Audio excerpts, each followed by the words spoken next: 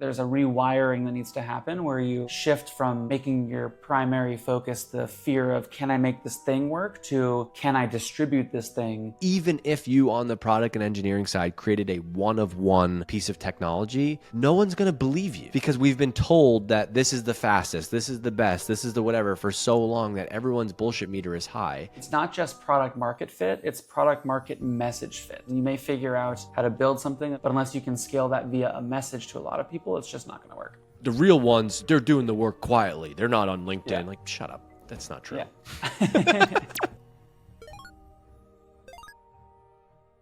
Hey everyone, welcome back to another episode of Founder Brand. I'm Max Greenwald, CEO and founder of Warmly. Joining us is Dave Gerhardt, CEO and founder of Exit 5, but also importantly, the author of Founder Brand, an excellent book that helps founders like me help commit to and build their brand to help their businesses be successful.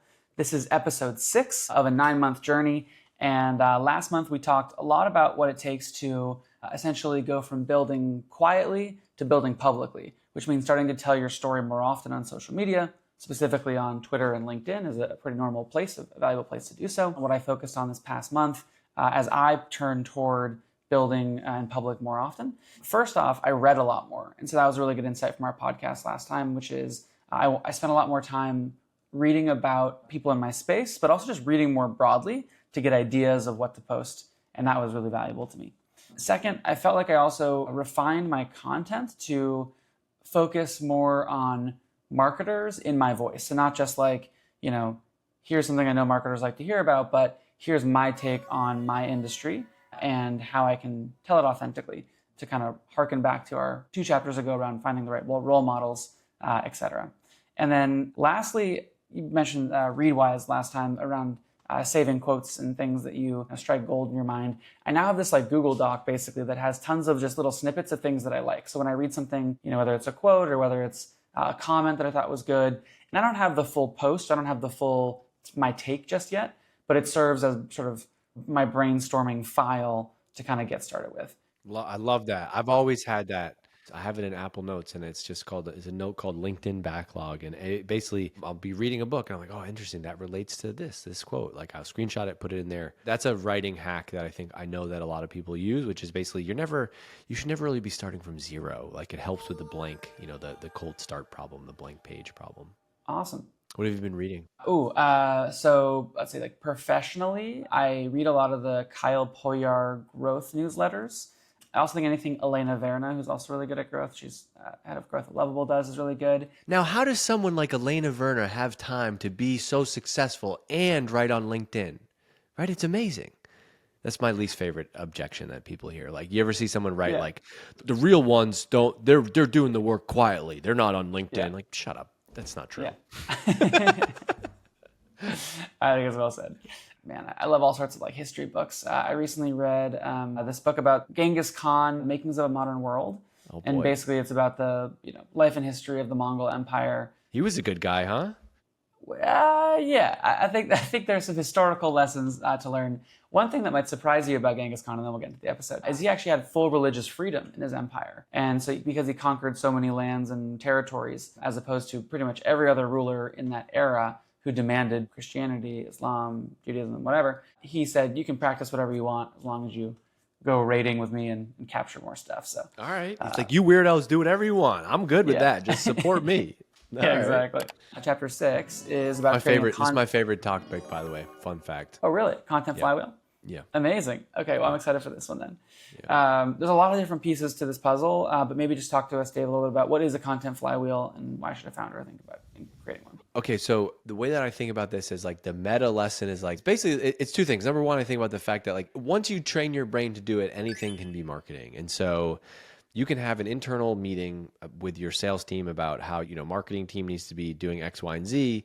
And it's like, because of what your company does, like there's a good chance that there's some lessons from that meeting that are probably going to be applicable to the rest of the world. Most of the business lessons are, but just most people are not sharing them. And so I think a lot of people, when they think about creating content for social media, it's like you're in this room and all the lights are on and it's like, and action. And you're like, when it's like, no, I'm like all this stuff that's happening around the company, like you you know, pitching investors, you recruiting people, you sending internal notes, you having a vision about where the company is going, something that happened in a meeting, a funny joke that one of your sales reps made about like a conversation that they had on the phone. All that stuff is marketing. Like, and so I want to keep a list of that. And so you were talking about keeping this backlog. And so part of the flywheel is realizing that like anything that's funny or relevant or interesting inside of your company, there's a good chance that some of that is also going to be like, it's like a comedian. You've already tested that material in some way. And so many of those things are in there. And so as an example, when I was working at Drift or Privy as the marketing person, if the CEO gave an update, like I'm actually sitting in that meeting and I'm paying attention and I'm like, oh, that's interesting. That analogy he used on slide 7 is actually really good. Like we could use that. And so part of it is just switching your brain onto that. Now understanding that you have to then tailor it to the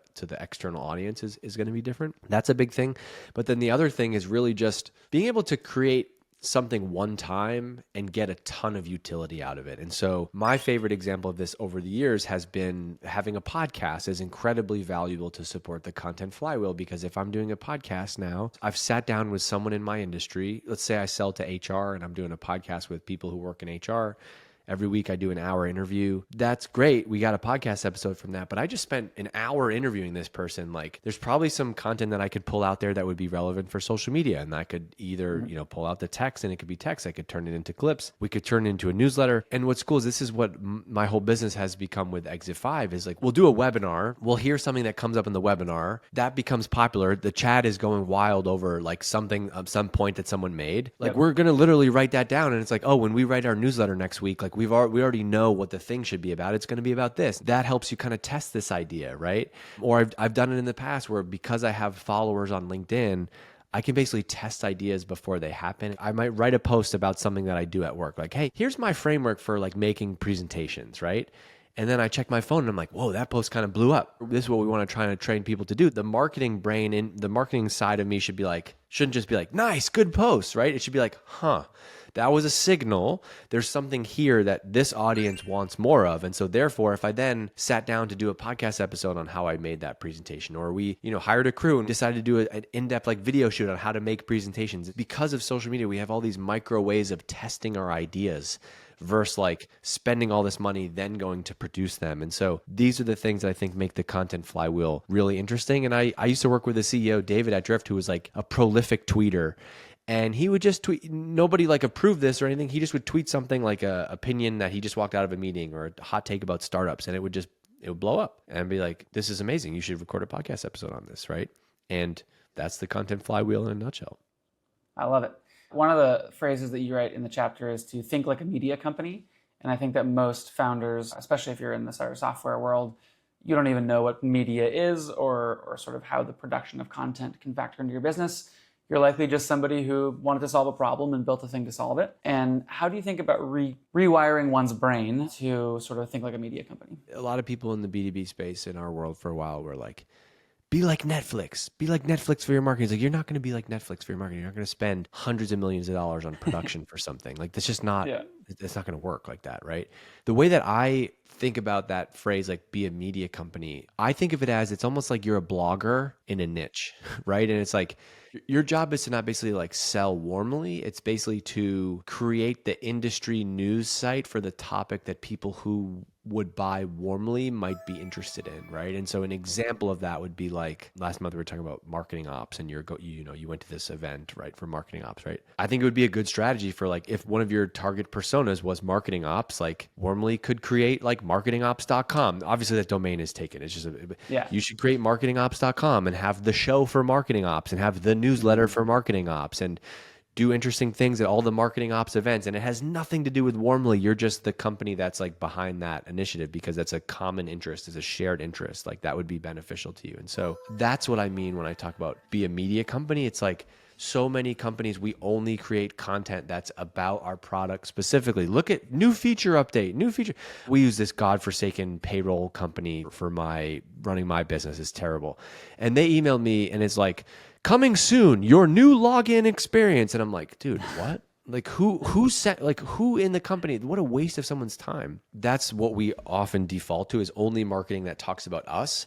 I love the marketing that talks about like either the customer problem and rallies around that or some shared set of interests. And then, HubSpot became the first brand. I talk about this all the time, but it was the first brand for me in my career in marketing that made it feel cool to be in marketing. I just feel like I'm some like 23-year-old dork who liked marketing. And it's like HubSpot was like, no, look, come to our event, dude. We got 2,000 marketers here just like you. And I'm like, this is so cool. Like they built a brand around making marketing cool and like loving marketing. That's the ultimate version of being a media company. And there's a million ways that can play out with all of the types of channels you have available to you today. Does that land with you? Yeah, absolutely. I think in the early days of building a company, you focus more on the product and engineering. You want to grow something, build something, software, assuming services. Once it starts to work, you're all excited. You're like, this thing works. And then you're like, wait, but this thing's not scaling. I need to be able to build essentially my sales and marketing function. And I think that there's a rewiring that needs to happen where you, as a founder, shift from making your primary focus the fear of, can I make this thing work, to can I distribute this thing, and can I make sure this thing is sort of talked about and shown. And so that's sort of the click moment for me of like, as a percent of your time, especially if you're the, let's say, like non-technical co-founder, assuming that that usually aligns with being CEO and running the sales and marketing function, there should be a serious portion of your time focused on distribution and figuring out the content flywheels that'll work for you. That is correct, Max. Yes. This is what has always bugged me. It's like founders they will come up with every excuse to not do marketing, but they'll do everything else. It's like you're in the middle of accounting and finance and payroll and this and engineering and this, all these other things in which you're also not an expert. But for some reason, it's like, I don't have the time to do marketing. Okay, but like you're spending all this time in these like kind of areas that aren't really adding value either. Marketing can be a competitive advantage if you want to invest in it at that level. Not everyone does, and I don't expect everyone to, but I think that's also the point of the founder brand concept is like, this is not everyone should do this.